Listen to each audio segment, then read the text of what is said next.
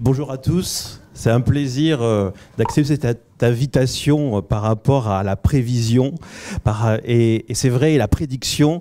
Mon métier est planeur stratégique chez Publicis C'est Nous, agence de luxe, et pour moi le planeur stratégique c'est un médium qui voit des signaux faibles aidé par la data ou pas, et voici nos prévisions. Alors sur ce secteur sublime qui est le luxe, un petit rewind. En 2015, peut-être qu'on ne le voit pas assez, mais le luxe a vécu un véritable digital bashing. Dans le sens où vraiment, aujourd'hui, on le détecte, il y a un complexe digital luxe qui est bien nourri par les médias. Et je citerai un exemple que j'aime beaucoup de Quartz. Vous vous rappelez qu'à la rentrée, LVMH a fait un grand recrutement chez Apple. Et immédiatement, Quartz a annoncé que LVMH avait volé un talent d'Apple. Et le fait de prendre quelqu'un d'Apple montre que enfin le luxe prend en considération la digitalisation. Dans le luxe, il pense depuis bien longtemps, mais derrière ce digital bashing, il y a aussi une influence qu'on parle peu des acteurs e-commerce traditionnels qui font pression, et il faut le dire, sur Bruxelles pour justement contourner la distribution sélective propre au luxe. Alors, derrière tout ça, 2015, que annonce 2016? Et pour nous, 2016 est une année importante, et c'est un concept fort. 2016 pour nous, c'est l'âge de la sagesse digitale pour le luxe. Alors c'est quoi la sagesse digitale pour le luxe? C'est tout simplement savoir qui on est. Et qu'est-ce que le luxe? Et là, on va reprendre des vieilles racines latines, luxare, la luxation. Luxation, c'est le pas de côté. Et vraiment, savoir ce qu'on est, si on a un petit leitmotiv sur cette sagesse digitale, le premier point, le luxe n'a jamais suivi le reste du monde, toujours imité, il ne doit jamais copier les recettes des autres. Et c'est vrai que quand on entend beaucoup de consultants, ils nous proposent un copier-coller des méthodes faites ailleurs. On aime que les autres secteurs nous inspirent, nous copient. L'inspiration, oui, la copie, non. Et c'est pour ça aussi que pour nous aussi, cette notion de sagesse digitale, c'est savoir qui on est et en même temps avoir une vision vraiment stratégique du digital et pas une collection d'actions. Je voyais une catchphrase terrible arriver en disant, vous rappelez ce message de McLuhan, People is message, Media is message, et maintenant même pour eux, le média est plus important que le message. Non, le digital doit rester vraiment stratégique, et stratégique, c'est savoir qui on est. Et le programme, la prévision 2016, ce qu'on a envie de voir, c'est que le luxe, dans sa globalité, nous propose un vrai ovni digital. Alors, c'est quoi l'ovni digital? On va rentrer dedans rapidement. Le premier point, c'est vraiment pour nous, en 2016, le luxe sera débarrassé de son complexe digital. Alors, le luxe crée de nouveaux luxes grâce au digital, grâce à la protection des données, et même il inspire encore les plus grands acteurs digitaux.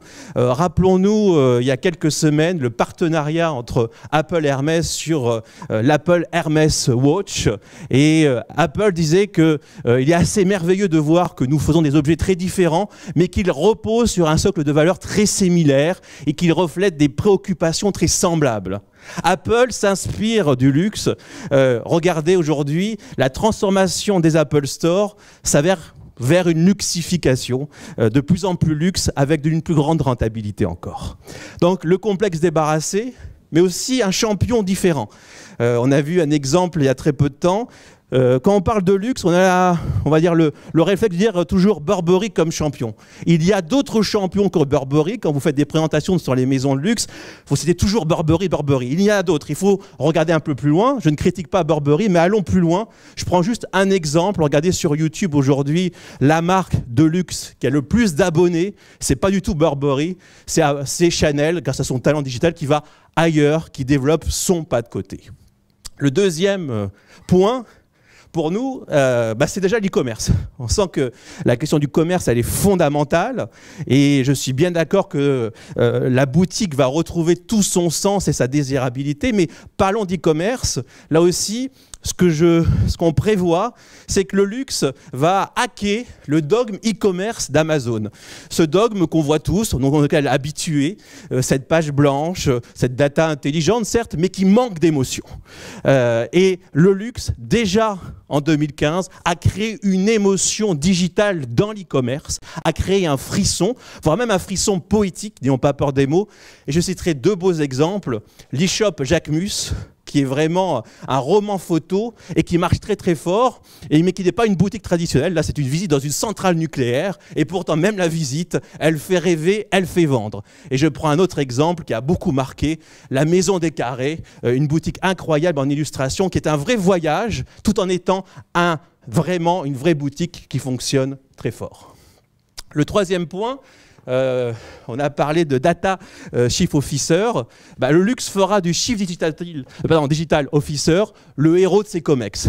Un Chief Digital Officer qui n'est pas qu'un rôle symbolique, mais un rôle acteur, un rôle artisan. Et là, on peut compter sur Ian Rogers et FVMH pour faire changer les choses. Un autre point, dans ce côté ovni, le luxe offrira une authentique expérience plan-séquence. J'aime ce mot plan-séquence. C'est le seamless, mais avec cette dimension culturelle, humaine, indispensable au luxe. Et cette dimension vraiment de ces deux mondes qui fusionnent, où il n'y a pas de canaux, mais où il y a de l'enrichissement. Pas une réplication, mais un enrichissement. Je citerai l'exemple du travail formidable que fait Cartier en termes d'e-commerce pour vraiment créer cette émotion jusqu'au dernier mile, qu'on parle de sacherie, qu'on parle de communication, de messages envoyés à la main, ou de façon encore plus digital-centrique, Vuitton Series, qui est une série... maintenant depuis 2 ans que crée Vuitton, qui montre une vraie maturité, une vraie sagesse digitale. Pour chaque nouvelle collection, Vuitton crée une exposition qui utilise le digital, mais pas que, une exposition vivante, où on rentre dans le cerveau du créateur. Cette collection, elle est en vente, et derrière, il y a un vrai cogito, un vrai savoir stratégique par rapport au digital et par rapport aux limites du digital. Le digital n'est pas tout.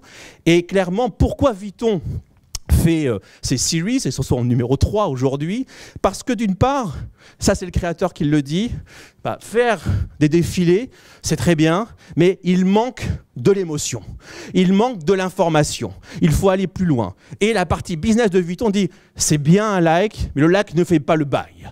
Et quelque part, voilà une vision mature, une vision différente, vraiment d'un dialogue entre un défilé en digital et une expérience qui utilise le digital à ses meilleurs, la technologie et l'innovation, pour créer cet amour, cette émotion. La chose, on a parlé beaucoup de data, je ne suis pas du tout un ennemi de la data, il y a des planeurs qui ont un peu peur, au contraire il faut y vivre. Et ce qui est intéressant, c'est qu'en 2016, le luxe prouvera qu'il y a du luxe dans le big data. Attention, tout n'est pas luxe dans le big data, ce n'est pas le mot big qui m'intéresse, mais c'est la précision qui m'intéresse ici. Et déjà, on voit apparaître cette expérience faite par Vuitton d'Hackathon en septembre, où pendant un week-end, il y a eu une vraie réflexion avec un motto fort. Luxe et big data sont compatibles, réinventons-le. Mais là, attention, n'oublions jamais la magie, n'oublions jamais l'innovation, mais n'oublions pas aussi les histoires. Attention d'un consommateur qui aurait tout. Si on l'écoute trop, si finalement on répond à tous ses désirs, il va se lasser. Attention à la lassitude, la data c'est bien pour le luxe, mais avec un dosage bien choisi dans des moments clés, car la lassitude peut être là, parce que finalement répondre à ses désirs, c'est ne plus avoir aucune surprise. Voilà une sagesse digitale, voilà aussi une posture à revenir par rapport à la data. Enfin, et là on en a parlé, le luxe sera une proposition de digital detox, de respiration pour nos cerveaux attentifs qui ont de plus en plus de mal à capter toutes ces informations. Et quelque part, le luxe en digital, c'est de la poésie, c'est de l'émotion, mais c'est aussi une déconnexion du cerveau salutaire. Regardez cette vidéo superbe, Le jardin de Monsieur Lee, où là, on est vraiment dans une expérience de méditation. Souffler, c'est possible en digital grâce au luxe. Là aussi, c'est cette posture unique du luxe qui est intégrée. Et enfin, c'est la fin, la prévision est sûre. Je vous donne rendez-vous au mois de mars pour la sortie de Luxe Post Digital. Alors, un bouquin collectif d'intelligence. Le mot important ici, c'est post-digital, qui est pour moi non pas après le digital, mais un état, on va dire, d'évolution supérieure. Matrix est entre guillemets mort. Il n'y a plus de frontières entre digital et monde réel. Et enfin, c'est un formidable défi qui s'ouvre au luxe par rapport à ce post-digital pour aller l'OVNI plus loin. On dit souvent, je finis avec cette idée, que le luxe doit se ubériser, qu'il doit se transformer en pure expérience, pure jouissance. Mais à un moment donné, si vous n'avez que de la jouissance, qu'allez-vous transmettre à vos enfants? Merci.